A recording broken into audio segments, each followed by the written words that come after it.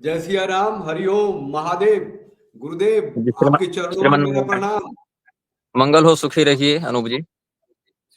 आपको पिछले करीब 15 दिन हो गए। हाँ हाँ आपसे स्ट्रीमिंग के लिए मैंने समय मांगा था और आपने दिया।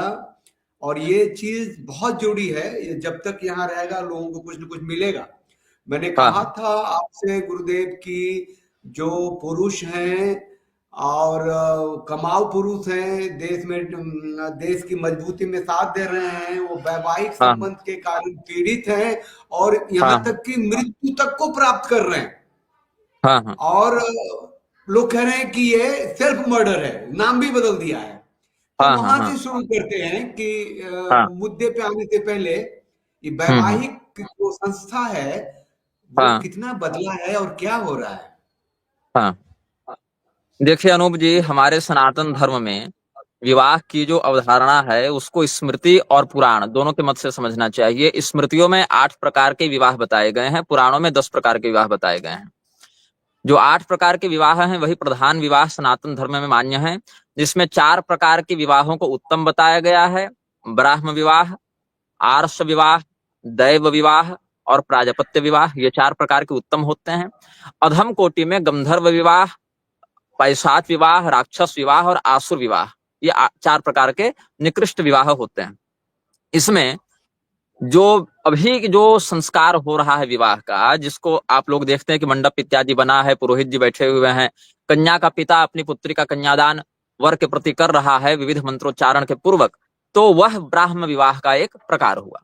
इसके अलावा प्राजापत्य, दैव, आर्ष इत्यादि कई प्रकार के विवाह होते हैं, जिसमें एक जोड़ा बैल के साथ, एक जोड़ा गाय इत्यादि के साथ कन्या का दान कर दिया जाता है। कहीं शुल्क लेकर भी कन्या ग्रहण करने की बात है, लेकिन वो सब निकृष्ट विवाहों में आते हैं।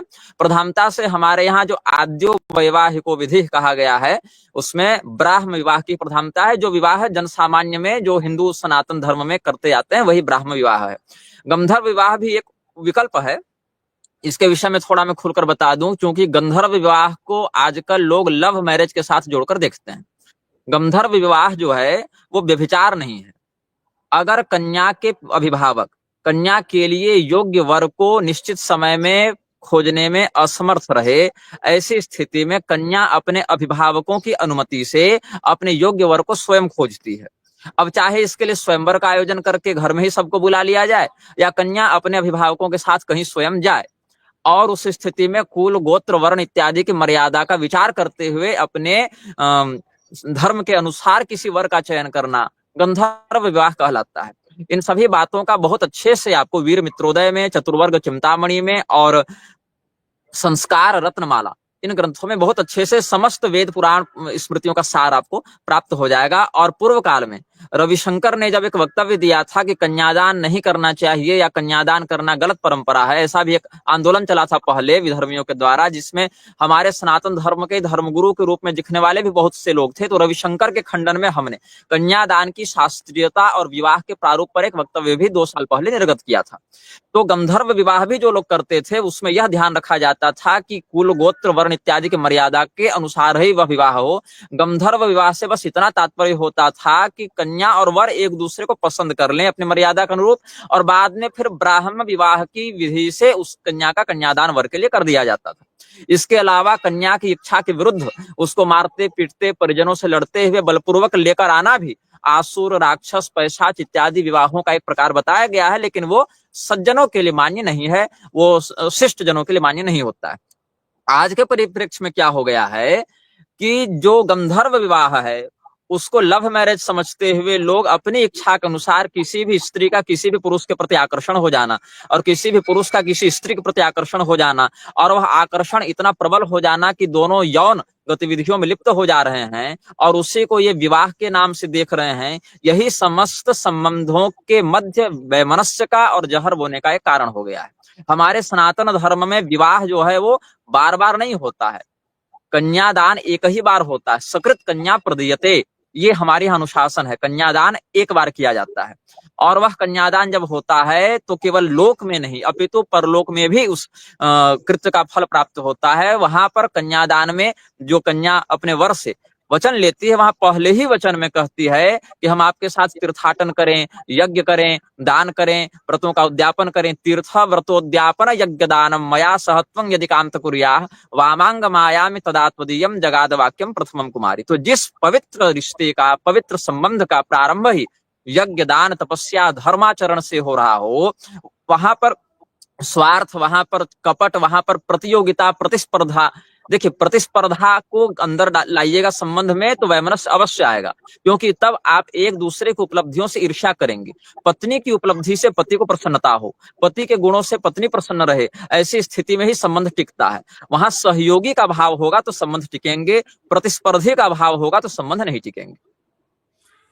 ये वर्तमान में मुद्दे पे जो कारण है जिससे के लिए आपको बुलाया है, उसके एक सवाल के बाद, हाँ शास्त्रीय रूप से पत्नी का अधिकार और हाँ दायित्व और साथ हाँ में पति का भी वो जानना हाँ जरूरी है। हाँ हाँ। पत्नी के दायित्व और अधिकार इत्यादि को सप्तपदी के ही वचनों में बहुत अच्छे से बता दिया गया है। आय व्ययो धान्य धनादिकानां पृष्ट्वा निवेशं यदि किन्नु कुर्याः वामांग मायामि तदा त्वदीयं जगाद वाक्यम वचनम जगाद कन्या वचनम तृतीयम। इस प्रकार से वचन भी प्राप्त होते हैं कि आप जो भी पैसा कमाएंगे, लड़की का जो कन्या के रूप में बैठी हुई है उसका यह अधिकार होता है कि अपने होने वाले वर्ष से इस विषय में स्पष्टीकरण प्राप्त करे कि आप कहाँ से पैसा कमा रहे हैं और कहाँ खर्च कर रहे हैं। मतलब आर्थिक रूप से दोनों सहभागी होंगे। दूसरी बात, कहाँ क्या निवेश करना है, कहाँ से क्या कमाना है, इसमें पति पत्नी सहभागी होते हैं।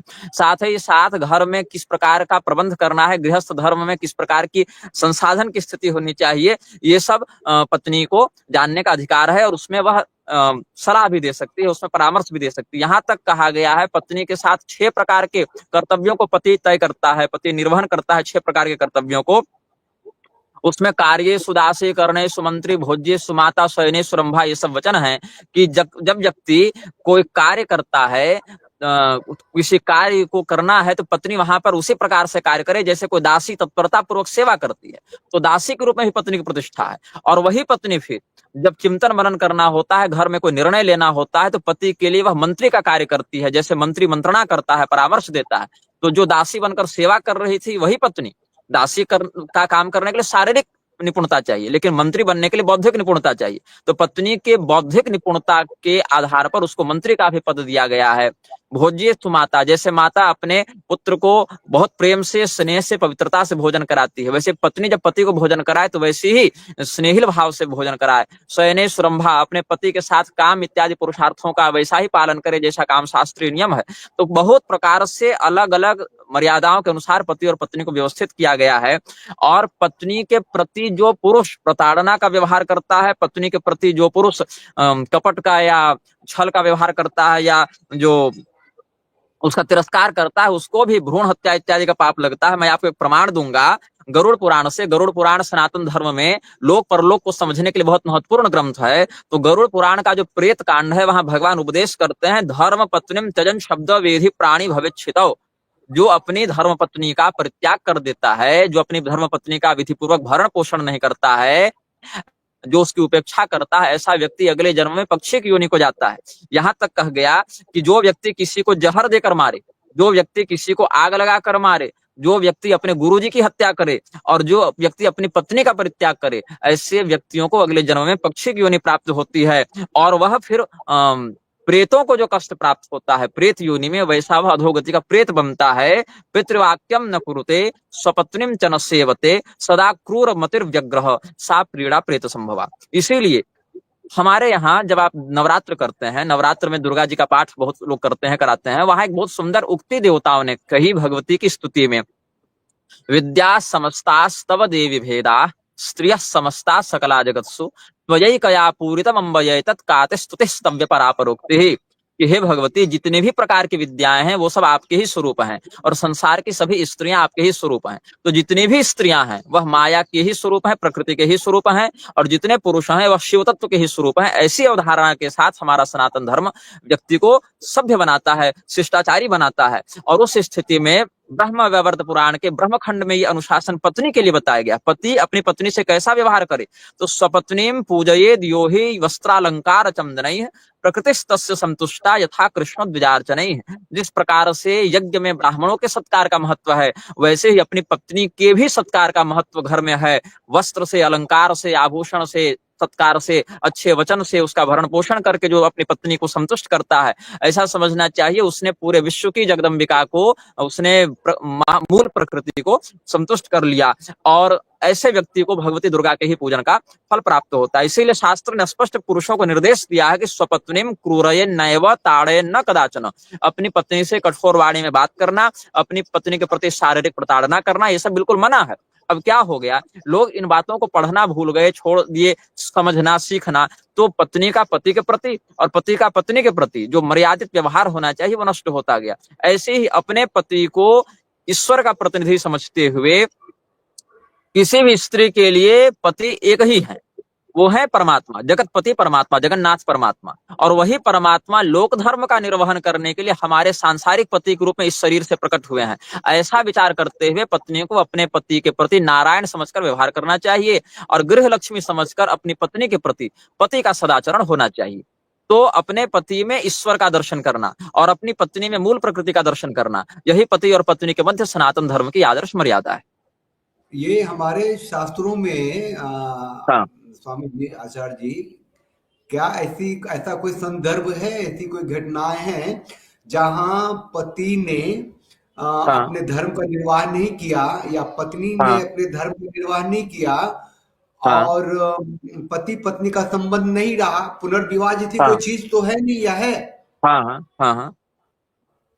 पुनर्विवाह देखिए, एक नारद स्मृति इत्यादि में कुछ संदर्भ मिलते हैं जहां पर कुछ ऐसे विकल्प दिए गए हैं जहां पुनर्विवाह आता है। वो थोड़ा मैं स्पष्ट कर दूं क्योंकि ये बहुत भ्रामक विषय हो जाता है लोगों के लिए, तो मैं उसको 2 मिनट में समझा दूंगा। अगर पति नपुंसक हो, अगर पति जो है वो राजा के द्वारा मृत्युदंड प्राप्त कर चुका हो, या अगर पति संन्यास लेकर प्रव्रजित हो चुका हो बिना संतान को उत्पन्न किए हुए, अथवा अगर पति चरित्रहीन हो गया हो या बहुत गंभीर रोग से ग्रस्त हो गया हो, संक्रामक रोगों से ग्रस्त हो गया हो, तो ऐसी स्थिति में वह कन्या अन्य पति का आश्रय ले सकती है। ऐसे कुछ वचन स्मृति में प्राप्त होते हैं। लेकिन उन वचनों के पूर्वापर प्रकरणों का अनुशीलन करने से समझ में आता है कि वहां पर विवाह के बाद के विषय को नहीं कहा गया। वहां ये कहा गया है कि वागदान के अनंतर अगर ऐसा हो, जैसे वागदान को आप आधुनिक भाषा में समझे, सगाई, सगाई हो गई हो, कन्यादान न हुआ हो और उस बीच में वह लड़का मर जाए या उस लड़के को फांसी हो जावे या वह लड़का नपुंसक निकल जावे या कुष्ठ इत्यादि संक्रामक रोगों से ग्रस्त हो जावे, तो ऐसी स्थिति में वह कन्या अन्य पति को अन्य पति से विवाह, अन्य पुरुष से विवाह कर सकती है। मतलब यहाँ पर कन्यादान के बाद ये विधान है। यहाँ पुनर्विवाह का अर्थ ये नहीं है कि शादी हो गई फिर छोड़ दिए, फिर दूसरा कर लिए, फिर उससे भी नहीं बना छोड़ दिए, ऐसा नहीं। वागदान के बाद जो है रिश्ता तोड़ना सनातन धर्म में मान्य नहीं है। किंतु अगर ऐसी परिस्थितियां कुछ 4-5 हो जावे, कन्यादान न हुआ हो, केवल वागदान हुआ हो, एक वाचिक समझौता हुआ, ऐसी स्थिति में सभ्य वर्ष से उस कन्या का विवाह हो सकता है। उसी को पुनर्विवाह की संज्ञा कहीं कहीं स्मृतियों में दी गई है। और पुरुष के लिए एक पत्नी को होते हुए दूसरी पत्नी का है कोई विधान? देखिए, इसमें बात है कि पति अगर पत्नी से यथेष्ट संतान प्राप्त करने में असमर्थ है, तो अपनी पत्नी की अनुमति से वह अन्य संतान की कामना से अपने वर्ण कुल के अनुसार स्त्री से विवाह कर सकता है। इसमें यूप रज्जु न्याय लगाते हैं। यूप रज्जु न्याय क्या है? एक खंभा है, एक स्तंभ है और एक रस्सी है। एक ही रस्सी को एक ही साथ कई खंभों में नहीं बांधा जा सकता, लेकिन एक ही खंभे में कई रस्सियों को बांधा जा सकता है। इसी को यूप रज्जु न्याय कहा जा सकता है या रज्जु यूप न्याय। तो यहाँ पर पुरुष की यूप संज्ञा है और स्त्री की रज्जु संज्ञा है, क्योंकि विवाह के बाद स्त्री का जो विवाह संस्कार, उसके बाद उसको पति का गोत्र प्राप्त होता है और पति के गोत्र में सम्मिलित होती है। तो एक ही गोत्र में कई स्त्रियां सम्मिलित हो सकती हैं, लेकिन एक ही पुरुष कई कई गोत्रों में भ्रमण नहीं कर सकता है। इसीलिए अपने पत्नी से, सदाचारिणी पत्नी से योग्य संतान की प्राप्ति न होने की स्थिति में वंश रक्षा के उद्देश्य से पुरुष अन्य विवाह कर सकते हैं, किंतु इसमें पूर्व पत्नी के प्रति तिरस्कार या दुर्भावना की भावना नहीं होनी चाहिए। लेकिन यह भी ध्यातव्य है कि जैसे कोई व्यक्ति है, उसको अपनी पत्नी से बच्चा नहीं हो रहा है, लेकिन अगर उसके भाई को संतान है, तो वह व्यक्ति अपने भाई की संतान के माध्यम से पुत्रवान कहलाता है, संतानवान कहलाता है। उसको निसंतान नहीं कह सकते। निसंतान कब है? जब उसके आगे पीछे कोई बचा ही नहीं, पूरा इकलौता हो अच्छा। गया हो, तब वंश की रक्षा करने के लिए पत्नी की सहमति से वह ले सकता है अन्य कन्या का आश्रय। और उसमें यह ध्यातव्य है, बीच में एक विकल्प दत्तक पुत्र का भी होता है। गोद ले सकता है संतान को, अपने ही गोत्र के किसी योग्य व्यक्ति की संतान को उनकी सहमति से दत्तक संस्कार की विधि से वह गोद ले सकता है। और इस दत्तक पुत्र के संस्कार की विधि आपको कर्मठ गुरु नामक ग्रंथ में प्राप्त हो जाएगी। अच्छा, वर्तमान के परिस्थितियों को देखते हुए थोड़ा पीछे जहां शास्त्र से बातें आ रही वहां देखते हैं कि हाँ वैवाहिक संबंध में हाँ जब दुराव हो गया, पति पत्नी तो हैं हाँ। लेकिन साथ नहीं है, क्या साथ में ऐसी विधि है कि पत्नी का भरण पोषण, उनकी इच्छा की पूर्ति पति करे, इसके लिए वो बंधित है, ऐसा कुछ है? देखिए, पति को यह कर्तव्य सनातन धर्म ने आबद्ध क्या कर्तव्य आबद्ध किया है कि वह अपनी पत्नी का भरण पोषण करे, उसका परित्याग नहीं कर सकता है। परित्यजत यो भार्याम भक्ताम दोष विवर्जिताम पाप कर्मा नरो लोके भ्रूण हत्या मवाप्नुयात्। जो अपने में अनुरक्त, जैसे किसी व्यक्ति की पत्नी है, उससे प्रेम भी करती है, उससे सदाचरण का व्यवहार भी करती है, अपने कर्तव्य का पालन भी करती है, ऐसी स्थिति में वह पति तो उसका भरण पोषण अवश्य करेगा, नहीं करेगा तो उसको भ्रूण हत्या इत्यादि का पाप लगेगा।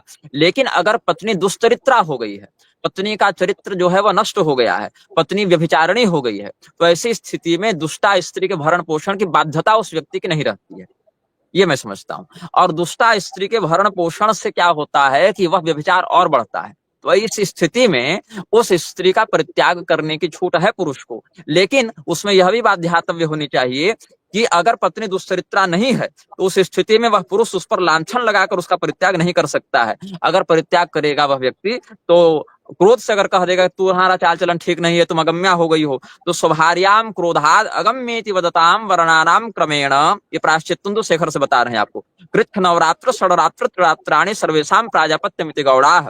अगर अपनी धर्म पत्नी को क्रोध से कोई कह दे कि तुम्हारा चरित्र ठीक नहीं है, तुम अगम्या हो गई हो, तुम व्यभिचारिणी हो गई हो, तुम कुलटा हो गई हो, तो ऐसी स्थिति में ब्राह्मण को 9 दिन का, क्षत्रिय को 6 दिन का और वैश्य को 3 दिन का और शूद्र को 1 दिन का व्रत करना चाहिए उस पाप के प्रायश्चित के लिए। मतलब जो स्त्री चरित्रवती है उसके भरण पोषण के लिए उसके पति की बाध्यता है। लेकिन अगर ऐसा नहीं है, अलग अलग रह रहे हैं और दोनों में अलगाव हो गया है और पत्नी की ओर से पति के प्रति कोई प्रेम इत्यादि नहीं है, तो भरण पोषण के लिए पति बाध्य नहीं है। किंतु फिर भी चूंकि गोत्र दोनों का अब मिल चुका है, इसीलिए न्यूनतम स्थिति में वस्त्र और अन्न इतने तक का उसको अधिकार प्राप्त होता है।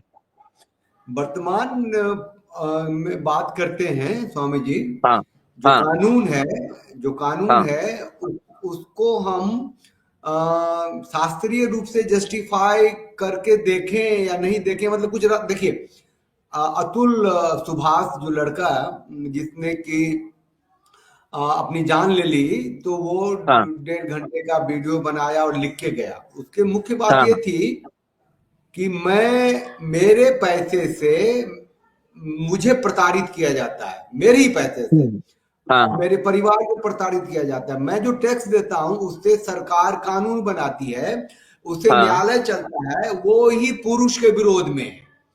हाँ तो मैं ये कह रहा हूं कि कानून जो आज का है कि पुरुष हाँ ही हर स्थिति में, परिस्थिति में जिम्मेदार है। अगर हाँ पुरुष प्रताड़ित है तो भी, अगर वो दुख में है तो भी, उसकी सारी जिंदगी की कमाई जो भी है पत्नी का है, क्योंकि वो हाँ विवाहिता पत्नी है उसकी, सिर्फ इतना। तो इसमें हाँ। कहीं शास्त्र भी है क्या? नहीं नहीं, बिल्कुल ऐसा नहीं है। इसके लिए पुरुष की बाध्यता नहीं है। दुष्ट स्त्री भरणेन च, दुष्ट स्त्री का भरण करने से भी व्यक्ति जो है बहुत कष्ट प्राप्त करता है। हमारे भारत में जो जुडिशरी है, जो न्यायपालिका चल रही है, वो स्त्रैण प्रवृत्ति की न्यायपालिका है। स्त्रैण प्रवृत्ति से तात्पर्य है कि उसकी बुद्धि स्त्रियों के प्रति स्वाभाविक आकर्षण से युक्त है।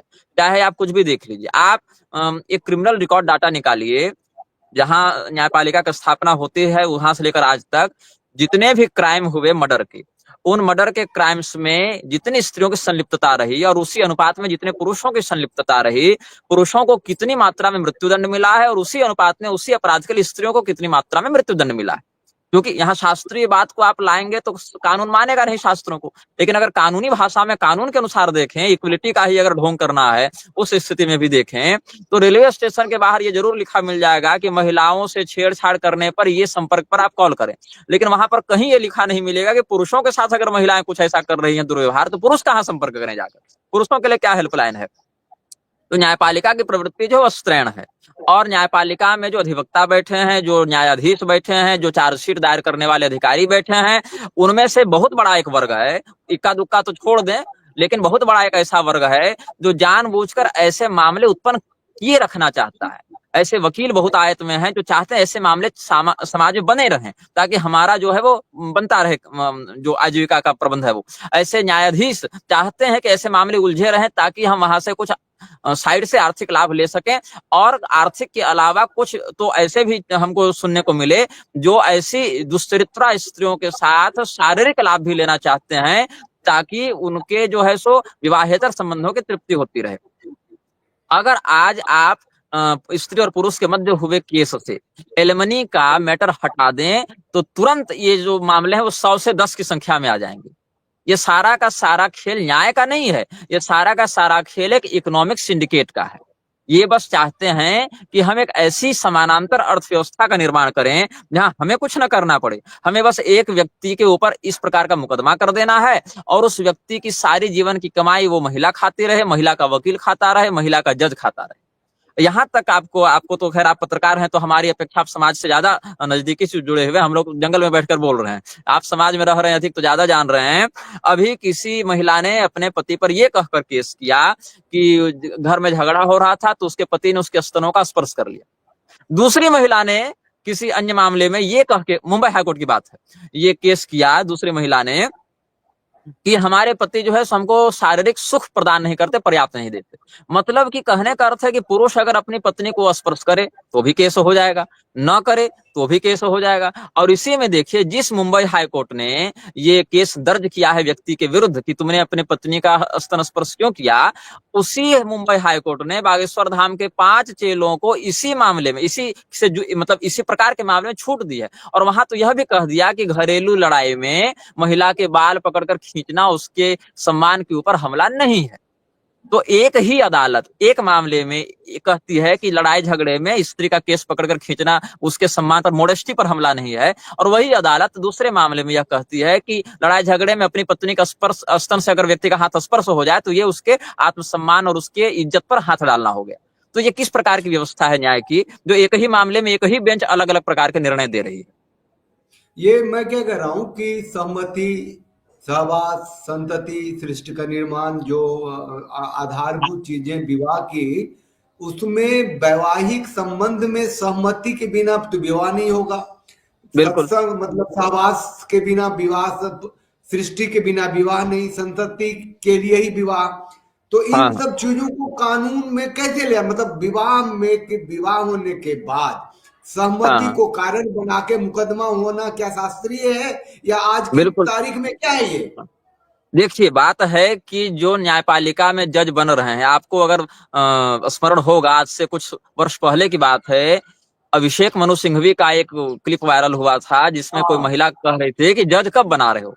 तो जहां पर जज के चयन की प्रक्रिया ही व्यभिचार के मार्ग से होती हो, वो किस प्रकार से चरित्रवान होकर, किस प्रकार से धर्म की मर्यादा के अनुसार करेंगे। इस भारत भूमि में मुझे एक उदाहरण ऐसा मिला, जो कहीं के न्यायाधीश थे, मुझे नाम तो स्मरण नहीं आ रहा, लेकिन मैंने पढ़ा था, जिन्होंने एक बलात्कारी को यह कहकर मृत्युदंड की सजा दी, अनुज बधु भगिनी सुत नारी सुनु सठ कन्या समयचारी, इन्हें कुदृष्टि बिलोकत जोई ताहि बधे को छुपापन होई। यही जो बाली को राम जी ने कहा है, उसी चौपाई का उदाहरण देते उन्होंने बलात्कारी को मृत्युदंड की सजा सुनाई। और वहीं पर उड़ीसा की एक बेंच जो है, वो बलात्कारी को यह कहकर छोड़ देती है कि तुम तो भाई अल्लाह के बंदे हो, तुम 5 टाइम नमाज पढ़ते हो, तुम तो सच्चे दीनी हो, तो तुम तो सुधर गए हो।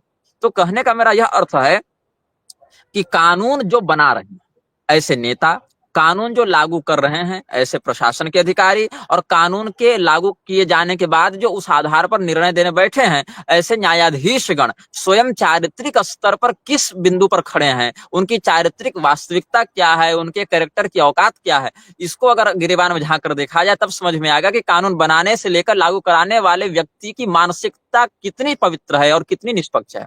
ऐसी स्थिति में अगर कोई व्यक्ति अपने जीवन में विवाह से पूर्व शास्त्रीय अनुशासन से नहीं रहा है, दोनों की ओर से, कन्या की ओर से भी और वर की ओर से भी, शास्त्रीय अनुशासन पर उसके निष्ठा नहीं है, लोक परलोक में कर्म दंड पर उनका विश्वास नहीं है, तो ऐसे लोग जीवन भर एक वैवाहिक ट्रॉमा में, वैवाहिक सदमे में बीतेगा इनका जीवन। और इसमें सबसे अधिक लाभ होगा ये जो इकोनॉमिक सिंडिकेट में बैठे हुए गिद्ध हैं, जिन्होंने एक न्यायपालिका का बहाना बना रखा है ये रैकेट चलाने के लिए। ये रैकेट मैं समझता हूँ, यहाँ तक कि आपको पता चलेगा कई बार एक ही महिला ने बहुत से 4-5 विवाह कर रखे। आपको वो इंद्राणी मुखर्जी वाला भी केस याद होगा ना, जो कितने विवाह करके सब पर केस करती रहती थी। तो ये भारत है, यहाँ बहुत से आपको, हाँ, बहुत से आपको उदाहरण मिलेंगे। तो यहाँ पर कई लोगों के लिए विवाह तो एक रोजी रोटी का माध्यम हो गया है कि कहीं पर बैठकर लड़का लड़की को संबंध करा दो, उनका विवाह करा दो, फिर वहीं से कोई पॉइंट निकाल कर केस कर दो, एलिमिनेट ठोक दो। और इसमें मैं बताऊं, जो कानून महिलाओं की सुरक्षा के नाम पर बनाए गए थे, उनसे सबसे अधिक प्रताड़ित महिलाएं ही हैं। आज किसी घर की बहू, मान लो कि कोई स्त्री है, कहीं उसका विवाह होकर आया, फिर वो अपने मायके जाकर लड़ रही है कि तुम हमें इस संपत्ति में हिस्सा दो, ठीक है, और उसी महिला की ननद फिर आकर अपने मायके में लड़ रही है, जो कि उस स्त्री का ससुराल हुआ, कि हमें यहाँ पर हिस्सा दो। दिल्ली की किसी लड़के का विवाह मुंबई में हुआ, वो मुंबई से उठकर दिल्ली में आकर लड़ रही है, और मुंबई वाली उसकी ननद पुणे से आकर मुंबई में लड़ रही है। तो परिवार को जोड़ने के नाम पर जो कानून बनाए गए थे, उन्हीं कानूनों का प्रयोग ये लोग परिवार को तोड़ने के लिए कर रहे हैं। और इसमें किसी एक महिला को न्याय दिलाने के नाम पर उसी घर की बाकी जो सास है, ननद है, भतीजी है, या हमारी भाषा में कहें तो देवरानी जेठानी, उन सभी महिलाओं के साथ भरपूर अत्याचार हो रहा है। यहाँ तक कि मैं ऐसे मामले भी निजी रूप से जानता हूं जहां पर झूठे दहेज के केस लगाकर घर की गर्भवती महिलाओं तक को और 2-2 साल के बच्चे तक को मां के साथ जेल में हिरासत में रखा गया था। तो ऐसी स्थिति में कानून का काम महिलाओं के या पुरुषों के अधिकारों की सुरक्षा करना, उनको सुरक्षित करना बिल्कुल नहीं है। ये केवल एक इकोनॉमिक सिंडिकेट, एक रैकेट का हिस्सा बनकर रह गया है, जिसमें न्यायपालिका एक बहुत बड़ा रोल अदा कर रही है। ये स्वामी जी बहुत ही सीधी बात है कि कानून जो बन गया है वो स्त्री पुरुष के लिए नहीं बना है, वो हाँ, पति और परिवार के लिए और पत्नी और परिवार के लिए बना है। जो हाँ, सारी स्त्रियां पति और परिवार से जुड़ी हुई हैं वो कहते हैं कि वो जो है वो पीड़ा देने वाला है। अब हाँ, पत्नी हाँ, और उसके परिवार के लोग पीड़ित हो जाते हैं। तो हाँ, हाँ, ये स्त्री पुरुष का कानून नहीं होकर के, मैन वुमेन का कानून नहीं होके, वो हस्बैंड वाइफ के फैमिली का कानून हो गया। कलेक्टिव हाँ, पनिशमेंट मिलता है हस्बैंड एंड फैमिलीज को। हाँ, ये हाँ, जो कलेक्टिव पनिशमेंट है, इससे बचने के लिए ही कुछ तरीके चाहिए कि हाँ, पत्नी जो हम्म, आज की तारीख में इंजीनियर हो गए, डॉक्टर हो गए, एमबीए हो गए, और वैवाहिक जो ये आता है ना वो शादी.com से हाँ, हाँ, हाँ, विवाह करते हैं। ये मतलब शादी कैसे करें, क्या गुण देखें, मतलब अपने के बराबर शादी करना, अपने से बेहतर स्टेटस में शादी करना, ये सब चीजें जो पागलपन है, या सुंदर से शादी करना, ये ज्यादा जरूरी है कि शादी बने निभे, इसके लिए क्या जरूरी है? देखिए, इसके लिए मैं एक बड़ा संक्षिप्त सूत्र देता हूं। पति और पत्नी के मध्य कम बोलना और अधिक सुनना, दोनों की ओर से अगर ऐसा होगा तो संबंध लंबे टिकेंगे। दोनों के साथ अगर ऐसा लागू कर दिया जाए कि बोलो कम और सुनो अधिक। दूसरी बात, हर बात पर प्रतिक्रिया देना आवश्यक नहीं होता है। हर छोटी बात पर प्रतिक्रिया देते रहेंगे, इससे मन में जहर बढ़ता रहेगा, और उस विष के कारण जो है, कभी न कभी वो जब जहर का घड़ा फूटेगा तो पूरे परिवार को आतंकित करेगा। अब मैं इसमें परामर्श आज के युवाओं को ये देना चाहूंगा, जिनका विवाह हो गया है, हो रहा है, होने वाला है, सबके लिए अगर संभव है तो इसको अपने परिवार पर लागू करें। सबसे पहली बात यह है कि अब तो कानून ने लिव इन रिलेशनशिप को भी मान्यता दे रखी है। मतलब कानूनी रूप से भारत की न्यायपालिका पूरे भारत में रखेल प्रथा को बढ़ावा दे रही है। मैं इसको ठेठ भाषा में यही समझता हूँ। लिव इन मैं रिलेशनशिप इसमें का अर्थ वही है। कुछ शब्द जोड़ दूं बोल इस दीजिए, पे। बोल दीजिए। ये उत्तराखंड में यूसीसी हाँ, लागू हुआ है, उसमें लिव हाँ, इन रिलेशनशिप में आप हैं तो आपको क्या एग्रीमेंट बनाना होगा, और हाँ, हाँ, एग्रीमेंट बना के आपको दोनों को हाँ, स्त्री पुरुष दोनों को हस्ताक्षर करने होंगे कि ये हाँ, हम हाँ, लिव इन रिलेशनशिप में हैं, जिससे कि आने वाले हाँ, दिनों में बलात्कार जैसे मुकदमे न हो। हाँ, हाँ, लेकिन वो हाँ, लड़की जब तक हम्म, सिग्नेचर नहीं करेगी, जब तक वो शादी के लिए हाँ नहीं करेगा, और लड़का अगर हाँ, सिग्नेचर कर देता है, लड़की नहीं करती है, तो बलात्कारी होगा। वो बहुत बुरी हाँ, स्थिति है। तो मतलब आप एक प्रकार से भारत के सभी पुरुषों को पोटेंशियल रेपिस्ट बना रहे हैं कि मतलब हाँ जब तक, हाँ, पोटेंशियल रेपिस्ट आप बना रहे हैं। तो मैं ये परामर्श देना चाहता हूं, देखिए, पहले कोर्ट जो है वो अपने अधिकार की सीमा में रहना सीखे। कोर्ट क्या है, स्वयं को सर्वज्ञ मान बैठा है, स्वयंभू मान बैठा है कि हमने जो कर दिया वही न्याय है, हमने जो कह दिया वही न्याय है। जब विवाह हो रहा हो उसी समय एक बढ़िया एग्रीमेंट यह बने कि हम ये विवाह देवताओं के, अपने पूर्वजों के, अपने माता पिता जो भी अभिभावक हैं, गुरु गोविंद हैं, दादा परदादा, नाना मामा, जो भी हमारे हितैषी परिवार वाले हैं, उनकी उपस्थिति में कर रहे हैं। साथ ही हम न्यायपालिका को यह अधिकार नहीं देते। आप इसको बिल्कुल ध्यान से सुनिएगा और बाकी दर्शक भी इसको पुनः एक बार ध्यान से सुने। मैं फिर से बता देता हूं, यदि आपने कोर्ट में मैरिज की है तभी न्यायपालिका को यह अधिकार है कि आपके पारिवारिक विषय में दखल देकर निर्णय दे, पति पत्नी की जहां तक बात है। यदि आपने कोर्ट को गवाह माना है, ये कोर्ट हमारे विवाह को प्रमाणित कर, हमारे मैरिज को, विवाह नहीं, विवाह के 8 प्रकार थे, मैरिज के 8 प्रकार नहीं है। मैरिज शब्द अलग है, विवाह शब्द अलग है। तो कोर्ट में अगर हमने मैरिज किया है, अगर हमने कोर्ट को यह अधिकार दिया है कि तुम हमारे मैरिज को प्रमाणित करो, तभी जाकर भविष्य में कोई झगड़ा होगा तो कोर्ट को यह अधिकार है कि उसमें निर्णय दे या हस्तक्षेप करे या जो भी है। लेकिन अगर हमने कोर्ट में कोई ऐसा अधिकार नहीं दिया है, हमने अगर अपने पारिवारिक सहमति से विवाह किया है, अपने कुल और अपने धर्म की मर्यादा के अनुसार विवाह किया है, तो अगर पति पत्नी में कोई संबंध बिगड़ेगा तो हमारे घर वाले, हमारे समाज वाले जो उस विवाह में उपस्थित थे वही लोग उसमें निर्णय देने और विचार करने के अधिकारी हैं। इसमें कहीं की कोई कोर्ट को कोई अधिकार नहीं है कि वो हमारे पारिवारिक मामलों में आकर दखल दे और हमारे भविष्य को, हमारे घर परिवार को बिगाड़े। यदि कोर्ट मैरिज मानेगी हुआ तो है तो नहीं मानेगी, तो फिर कोर्ट तो मानेगी, बस कोर्ट में जो व्यक्ति बैठा है सो कोई वृत्रासुर की चमड़ी का कवच पहन के तो बैठा नहीं है। आप ये बताइए, बंगाल में जहां पर खुलेआम हिंदू महिलाओं के साथ बलात्कार हो रहा था, बच्चों को टुकड़े टुकड़े करके काट कर फेंका जा रहा था, वहां पर हाई कोर्ट के जजों से जब गुहार लगाई गई तो जजों ने लिख कर दे दिया कि हमारे परिवार की सुरक्षा का विषय है, इसलिए हम इस विषय पर कुछ नहीं कर सकते। तो आप जब तक कोर्ट को अपने से ऊपर रखेंगे तभी तक कोर्ट आप पर शासन कर सकती है। कोर्ट को यह बताना पड़ेगा कि आप एक संस्था हैं और एक संस्था का अधिकार भी कुछ क्षेत्रों तक सीमित होता है।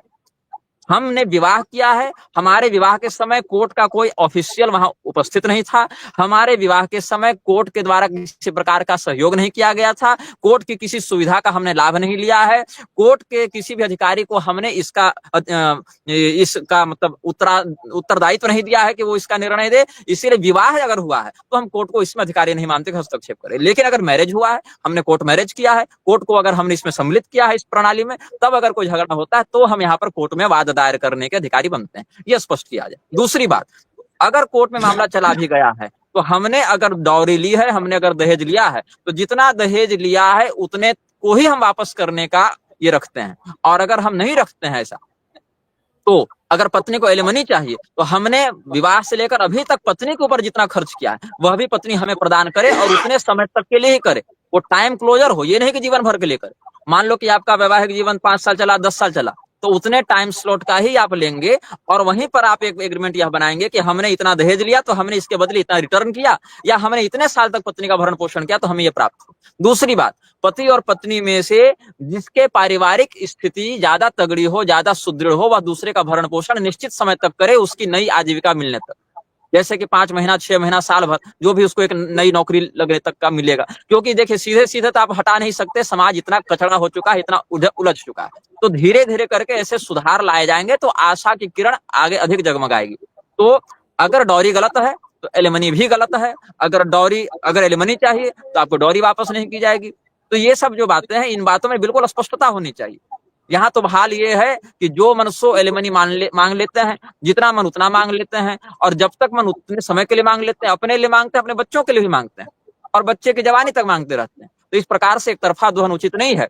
और नहीं तो एक व्यक्ति को यह स्पष्ट करना चाहिए कि मैं अपनी कमाई में से कोई भी हिस्सा अपने इस प्रकार की संबंध वाली पत्नी और बच्चे को नहीं दूंगा। और अगर इस प्रकार का कोई हस्तक्षेप वो करते हैं तो फिर हम अपने स्तर पर न्याय करने के लिए बाध्य हो जाएंगे। जब तक आप न्यायपालिका के न्याय को चुनौती देना नहीं सीखेंगे तब तक न्यायपालिका सामने खड़ा होकर आपका गला कटवाएगी। ये वही न्यायपालिका है ना जो निबंध लिखवा कर, जो पोर्श गाड़ी से जिसने नहीं उड़ा दिया था बेंगलोर वाले कांड में, मतलब जिसने हत्या की है उसको निबंध लिखवा कर आप छोड़ रहे हैं। तो आपकी मानसिक स्थिति समझ में आनी चाहिए कि न्यायपालिका किस प्रकार से सोच रही है।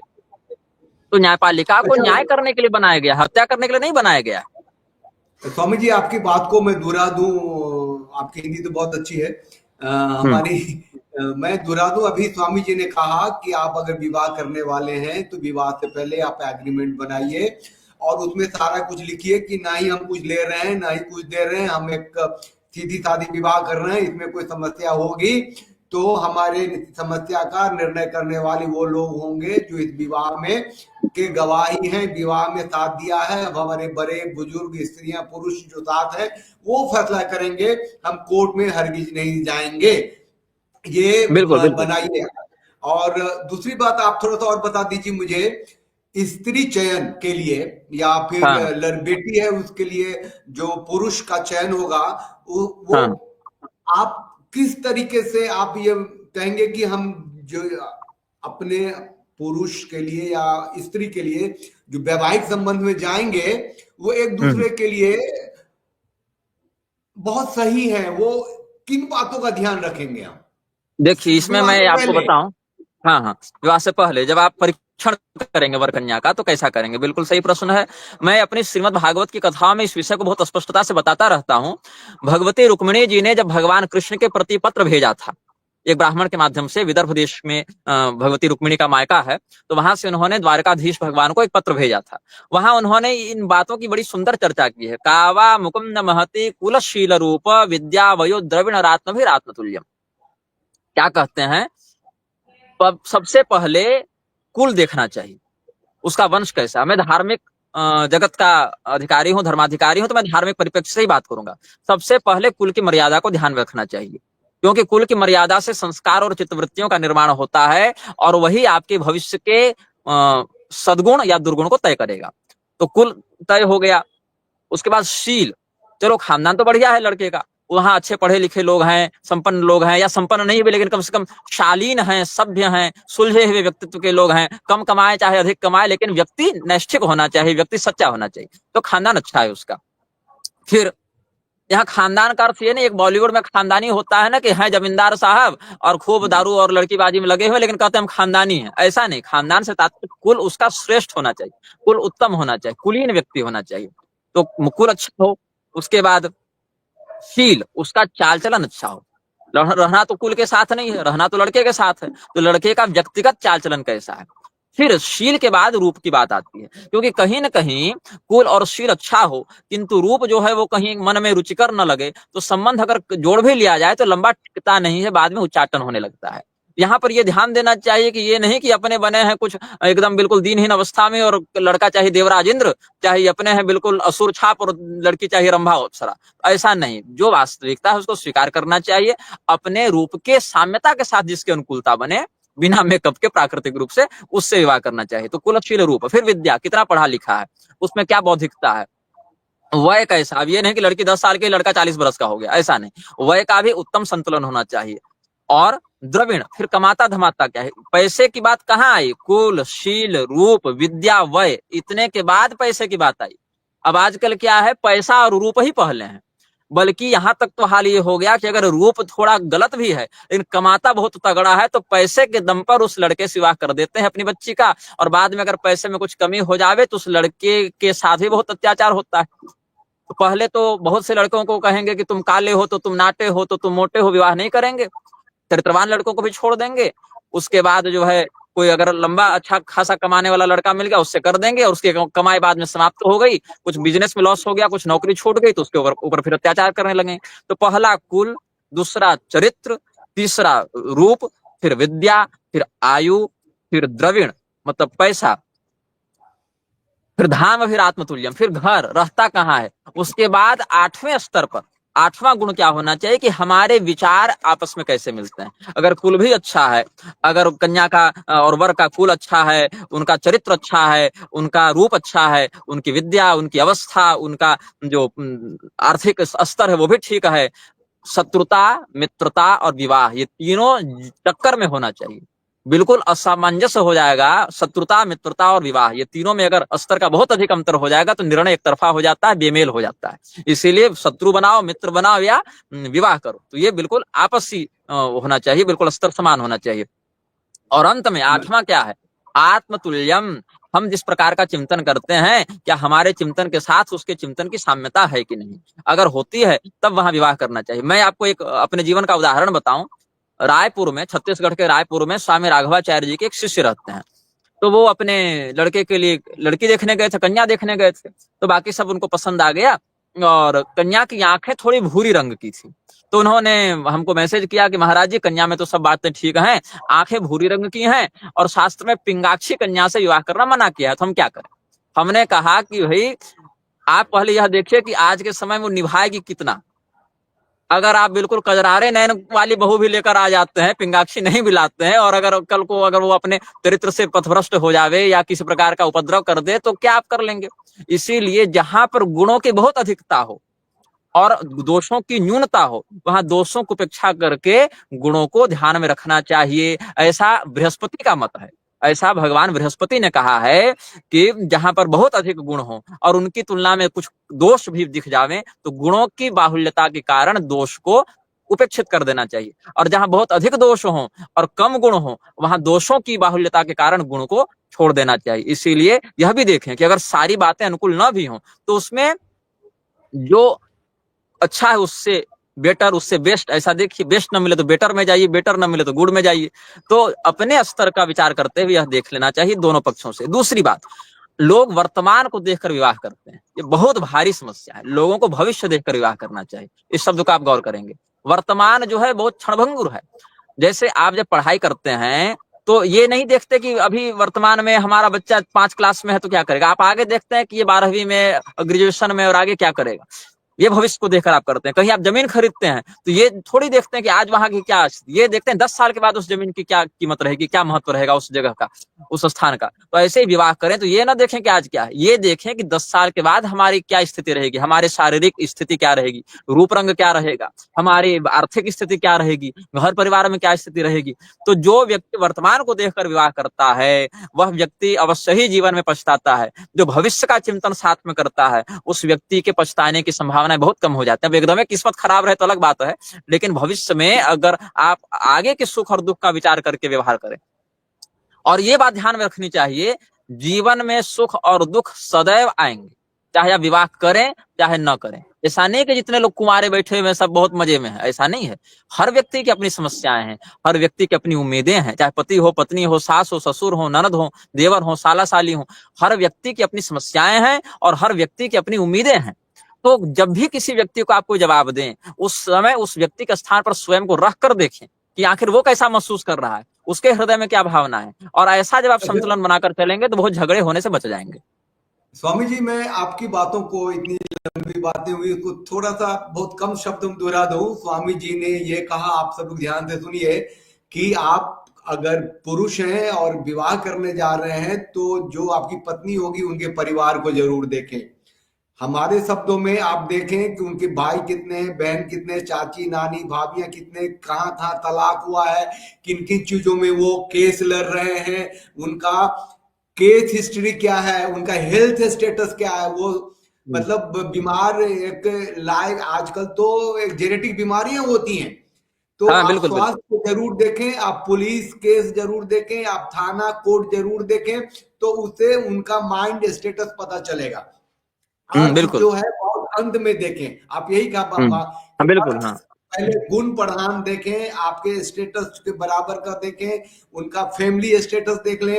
अब ऐसी पत्नी आप लाएंगे जिसकी बड़ी बहन का तलाक हो रहा है, वो केस देख रही है, मुकदमा देख रही है, या उसकी भाभी ने उसके भाई के ऊपर किया है, या फिर, तो आप माहौल कैसा है यही उस घर कर में? रहे हैं आप। अच्छा, माहौल अब कैसा है उस एक, घर में? मतलब जो नट्स जो मैंने समझा, लोगों को बताया हम्म, कि ये जरूरी है। आज की बात में हम्म, 3 बातें बहुत जरूरी हुई है, कि मैरिज से पहले एग्रीमेंट, एग्रीमेंट की बिल्कुल। बातें गुरुदेव ने बताई है, कि आप हम्म, एग्रीमेंट क्या क्या करें। आप लोग दोबारा से इसको देख लेना, लाइक से सब्सक्राइब करोगे तो आपकी पे रहेगा। तो हम्म, आप जब भी चाहेंगे देख लेंगे। तो हम्म, मैरिज से पहले एग्रीमेंट, मैरिज से पहले, अब तो वो तो जमाना है नहीं कि आप ब्रह्म विवाह करें या प्रजापति विवाह करें या आसुरी या क्या क्या है, राक्षसी हम्म, विवाह, आर्थ विवाह, ये सब तो है नहीं। आपको तो आर्थिक हम्म, विवाह करना पड़ेगा। सबसे जरूरी बात गुरुदेव ने ये कही कि आपके विवाह में आपका कुल गोत्र शामिल है, अदालत शामिल नहीं है। तो बिल्कुल बिल्कुल। एग्रीमेंट में अदालत क्यों आएगा? आपके बीच में कोई लफड़ा होगा, झंझट होगा, समस्या आएंगी तो आप कोर्ट क्यों जाएंगे? ये चीजें एग्रीमेंट में आप लिखिए। अदालत गुरुदेव को ने आपके कहा कि हाँ, अदालत को गुरुदेव आपके ने कुल की स्थिति के बारे में कुछ नहीं पता है कि आपका खानदान क्या है, आपका बैकग्राउंड क्या है। अदालत को आप जो जानकारी दीजिएगा वो बहुत मूलभूत और बहुत धोखेबाज वाली जानकारी भी हो सकती है। आप घुमा फिरा कर भी इन्फॉर्म कर सकते हैं उसको। जो व्यक्ति उस स्थान पर नहीं है, जो व्यक्ति दोनों परिवारों को खानदानी रूप से नहीं जान रहा है, उस व्यक्ति को पारिवारिक मामलों में हस्तक्षेप करने का कोई अधिकार नहीं है, चाहे वो खाकी वर्दी में आए, चाहे काली वर्दी में आए। हाँ, तो उससे बचने के लिए आपको एग्रीमेंट करना होगा, जो एग्रीमेंट समाज के करना लोग पड़ेगा। आपका साथ देंगे ना, हाँ। तब समाज के हाँ लोग बिल्कुल। तो आ जाएंगे। फिर तू कोर्ट क्यों गया? मतलब हाँ हाँ कोर्ट थाना से ऊपर समाज है, हमेशा से रहेगा। अब हाँ गुरुदेव 44 मिनट हुआ है, हम 1 घंटा आज बात करें, 15 मिनट और। हाँ, करें करें करें। अब तो बात शुरू हुई हमारी। अब तो हाँ। ये जो लोग मृत्यु को प्राप्त हो रहे हैं, और इवन जो हम्म फेमिनिस्ट कहते हैं, कहते हैं एक मर गया तो क्या हो गया, तुम तो हम्म कितनी स्त्रियों को मार रहे हो। वो जो हम्म एनएचआरसी का डिग्री वो है, डाटा है, उसमें 1,22,000 पति और 26,000 पत्नियां, ये मतलब 5 गुना ज्यादा पति कर 5 रहे गुना हैं। ज्यादा। हाँ, सुसाइड नहीं बोलना चाहिए, रोक देगा ये लोग, बड़ा खतरनाक है गूगल। खैर, हम्म कुछ लोग हैं, अब बात करनी जरूरी हो गई आपसे, थोड़ा सा खुल ले, आप भी दाम्पत्य जीवन में आ गए हैं। कहते हैं शादी क्यों करोगे, ये तो पहले तय करो। शादी क्यों करोगे? अगर सिर्फ सहवास के लिए, शारीरिक सुख के लिए शादी करोगे, तो प्लास्टिक डॉल्स आ गए हैं अब तो, रोबोट स्त्रियां जो आवाज निकालती हैं, हाँ जो बिल्कुल बोलती हैं, वो बिल्कुल। क्यों हाँ कहती हैं? हाँ, आप व्यभिचार की ऐसे धारा भी हटा दी है कीजिए। सरकार ने ना। हम्म? सरकार तो स्वयं प्रोत्साहित कर रही है व्यभिचार करने को। दंड भी हटा दिया है अब। वेश्यालय खोल के रखे हैं लोगों ने, डिजिटली भी। अब बबल नहीं, तो वही इत्यादि मैं कह सॉफ्टवेयर रहा बना। हूँ, आपका बबल विचार इत्यादि ये। सॉफ्टवेयर बना दिए हैं ना कि आप ऑनलाइन डेटिंग कीजिए। और जो है सो पति उधर काम में गया है मेहनत करने, और पत्नियां जो है सो बबल इत्यादि सॉफ्टवेयर का प्रयोग करके और अवैध पुरुषों को अपने घर में निमंत्रण दे रही हैं। ये भी बहुत सारे मामले प्रशासन में सामने आते हैं। नहीं नहीं, मैं ये कह रहा हूँ, उन तब हर जो कुछ भी हो रहा है उसमें पुरुष ही प्रताड़ित होगा, मारा जाएगा, ठोका जाएगा, पीटा जाएगा, जेल में जाएगा, मरेगा, है ना। स्त्रियों हाँ को कुछ नहीं हो रहा है। तो मैं पुरुष के पॉइंट ऑफ व्यू से पूछ रहा हूं, पहले तुम ये तो तय करो कि शादी क्यों करना है, विवाह क्यों करना है, और विवाह जो करना है वो हासिल कहाँ हो रहा है, वहीं शादी करोगे ना। नहीं तो हाँ वो बिल्कुल। प्लास्टिक बॉम्ब में ला, और भी 36 रास्ते हैं शारीरिक सुख के। हाँ हाँ, ये तो देखिए एक मानसिक विकृति को उत्पन्न करते जा रहे हैं लोग। यौन कुंठा को लोग दाम्पत्य जीवन में जब प्रविष्ट कराएंगे, चाहे किसी मामले में, जब सेक्स फैंटेसीज के आधार पर जीवन को लेकर चलेंगे ना, तो होगा बवंडर। और वो फिर मनुष्य नहीं रहेगा, फिर वो बन जाएगा पशु। और पशु भी अपनी प्राकृतिक पशुता तो संतुलित रूप से करते हैं, ये हो जाएगा पिशाच के समान बन जाएगा। फिर इसका विवेक इसका साथ नहीं देगा, इसका शरीर कहीं और जाएगा और इसकी प्रज्ञा कहीं और जाएगी। तो मैं इसमें एक बात आपको बताना चाहूं। मैंने अभी मेरे विवाह को लगभग लगभग 35-40 दिन हो गए हैं। और हम्म। 40 दिनों में हमें हमारी देवी जी से एक बड़ा सुंदर ज्ञान मिला। वो भी मैं आपको बता दूं, अभिव्यक्त कर दूं, क्योंकि एक पत्नी के रूप में वो जीवन जी रहे हैं, एक पति के रूप में हम जीवन जी रहे हैं। तो पति के रूप में हमने जो सिद्धांत आपको बताया वो यह था कि कम बोलो और अधिक सुनो। और देवी जी के अनुसार जो सिद्धांत हमें बोध हुआ, दोनों एक दूसरे के अनुभव से जीवन को समझते रहते हैं, वो यह है कि कक्ष का प्रेम और कक्ष का विवाद, कक्ष से बाहर नहीं जाना चाहिए। और ये मर्यादा लोग भूलते जा रहे हैं। कुछ भी होगा तुरंत मायके फोन कर देंगे, कुछ भी होगा तुरंत सहेलियों को फोन कर देंगे। पुरुष भी कुछ भी होता है तो अपने दोस्तों को फोन करके अपनी पत्नी का मजाक उड़ाने लगेंगे। पति और पत्नी कभी भी किसी अन्य व्यक्ति के सामने, चाहे अपने माता पिता भी क्यों न हो, अपने भाई बहन भी क्यों न हो, एक दूसरे के प्रति ऐसा उपहास न करें जिससे एक दूसरे की गरिमा को ठेस पहुंचे। क्योंकि अगर थर्ड पर्सन के सामने, तीसरे व्यक्ति के सामने किसी के आत्मसम्मान को आप, भले आप मजाक कर रहे हैं, लेकिन सामने वाले के आत्मसम्मान को ठेस पहुंच रही है, वो ऐसा मजाक कर देना चुभ जा रहा है, इससे भी मामला बिगड़ता है। तो कमरे का प्रेम और कमरे का विवाद दोनों कमरे में ही समाप्त हो जाने चाहिए। कक्ष से बाहर जाने पर विवाद को बढ़ाते हैं। और बात बात और मायके से ट्यूशन लेंगे, अपने मित्रों से, अपने गिरोह से लेंगे ट्यूशन, तो क्या होगा कि वो तो अपना बहका के निकल जाएंगे और जीवन भर एक दूसरे के प्रति वैमनस्य आपके मन में भर जाएगा। ये गुरुदेव सेक्स फैंटेसी की बात जो आई हम्म है, कुल के लोगों के पास आ गई है अतुल सुभाष के केस में। उसने जो 1.5 हाँ घंटे का वीडियो बनाया, और उसमें हम्म उसने वो बातें भी कही कि उसकी हाँ, मुख में पत्नी, सुनादे की बातें उसने कुछ कही हैं जो बड़ा हमको चुभा नहीं सुनने में। नहीं, वो उसकी पत्नी कहती थी उससे कि इस हाँ, तरीके से सहवास करो। व्यवहार करो। मतलब जो बिल्कुल हाँ। जो नीली पीली फिल्में होती हैं, जो अंग्रेजों का जो भारतीय सहवास जो है संतति के लिए है, और जाहिर है ये पश्चिमी सहवास जो है उनके आनंद के लिए, बहुत फर्क है। तो ये सब बातें भी हैं, तो वही उस पर जवाब चाहिए आपका हमें कि विवाह कोई लड़का क्यों करेगा, लक्ष्य क्या है, ये निर्धारित करके ही करेगा तो ऐसी पत्नी लाएगा ना। हाँ हाँ बिल्कुल। विवाह का प्रथम उद्देश्य यह होना चाहिए पारिवारिक विकास। क्योंकि आप किसी लड़की से विवाह कर रहे हैं तो कोई केवल लड़की नहीं आ रही जीवन में, उस लड़की का पूरा परिवार आपके जीवन से सदैव के लिए जुड़ जाता है, उसके पारिवारिक सुख दुख आपके परिवार से जुड़ जाते हैं।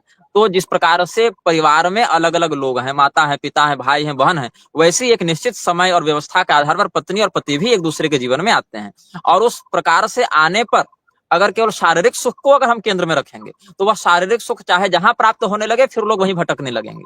इसीलिए हमारे यहाँ भगवान श्री कृष्ण ने कहा कि गृहस्थ धर्म का आधार तो काम पुरुषार्थ है, लेकिन वह काम उच्छृंखल नहीं होना चाहिए। धर्मा विरुद्धो भूतेषु कामोस्मि भरतर्षभ। हे अर्जुन, हम लोगों में काम के रूप में प्रतिष्ठित हैं, लेकिन वो काम कैसा है? वो धर्म के अविरुद्ध काम है, धर्म के अनुकूल काम है। देखिए, धर्म अर्थ काम मोक्ष, इन चारों पुरुषार्थों में पहला धर्म है और अंतिम पुरुषार्थ मोक्ष है, और उनके बीच में है अर्थ और काम। Wealth and desires are between dharma and moksha. जो धन है और जो काम है वो धर्म और मोक्ष के बीच में होना चाहिए, उससे संतुलित होना चाहिए, उसकी मर्यादा के अंदर आना चाहिए। अब धर्म अलग जा रहा है, मोक्ष अलग जा रहा है, बीच में अर्थ काम केवल बच जा रहा है, तो वो तो उच्छृंखल हो जाएगा।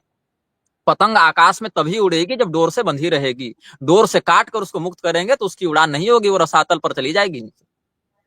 चलिए गुरुदेव, 50 मिनट हुआ है और आज जो है तो कुंभ की शुरुआत हुई है, तो जाहिर है कि ये 144 साल बाद कुंभ हुआ है, हमें उस पर बात करनी चाहिए थी, लेकिन ये कुंभ से जो जीवन में है बहुत जरूरी बात थी, हमारी इस पर बात तय हो गई थी।